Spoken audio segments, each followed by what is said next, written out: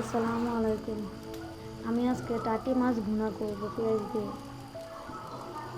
প্রথমে চুলার মধ্যে কড়াই বসাবো। কড়াই বসে তারপর তেল দিয়ে দিই। মাছগুলোর মধ্যে হলুদ লবণ একসাথে দিয়ে ভালো করে হাত দিয়ে মেখে নিই। মেখে নিয়ে তারপর চুলার মধ্যে কড়াইটা বসে রাখছিলাম, কড়াইয়ের মধ্যে মাছগুলো দিয়ে মাছগুলো ভালো করে ভেজে নিব। ভেজে নিয়ে বাটিতে রেখে দিই। তারপর চুলার ওই তেলটার মধ্যে পেঁয়াজ দিয়ে দিই। তারপর লবণ,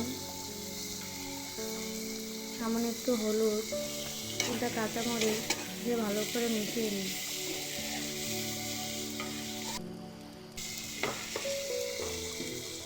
পেঁয়াজগুলো ভালো করে ভাজি হওয়ার জন্য তেল দিয়ে দিই।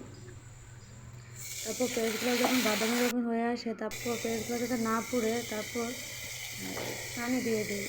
পানি দিয়ে রসুন দিয়ে দিই, 1/2 চামচ হলুদের গুঁড়া দিয়ে দিই, 1/2 চামচ ধনিয়ার গুঁড়া, 1 চামচ মরিচের গুঁড়া, তারপর ভালো করে মিশিয়ে নিই।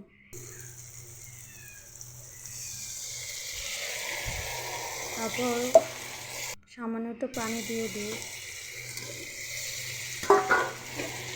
দিয়ে মাছগুলো দিয়ে দিই, দিয়ে ভালো করে মিশিয়ে নিয়ে ঢাকনা দিয়ে ঢেকে দিয়ে সিদ্ধ হয়ে আসার জন্য। পানিটা যখন মাছগুলো একসাথে সিদ্ধ হয়ে আসে, তারপর ধনিয়া পাতা আর কাঁচামরিচ দিয়ে দিই।